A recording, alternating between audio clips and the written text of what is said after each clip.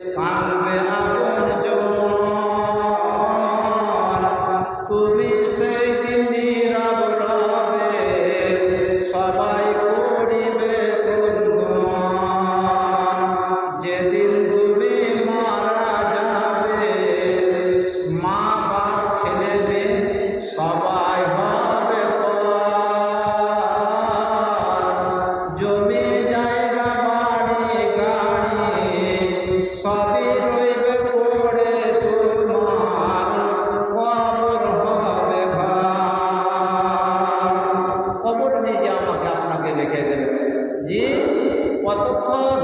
তাই আমি একটা উপদেশমূলক আপনাদেরকে কথা বলবো, সেটা হলো এই যে যতগুলো ভাইয়েরা বাবাজিরা বেঁচে আছেন, সমস্ত বাড়ির ছেলে মেয়ে পোতা পতিন যতগুলো আছে সমস্তকে একদিন একত্রিত করে বাড়িতে জমা করবেন এবং তাদেরকে ওসিয়ত করে যাবেন, আমি মরে গেলে তোমরা আমার জন্য বয়ান করে করে ক্রন্দন করবে না, এবং আমি একজন পুরুষ মানুষ, অপর মহিলাকে আমার মুখ তোমরা দর্শন করতে দিবে না।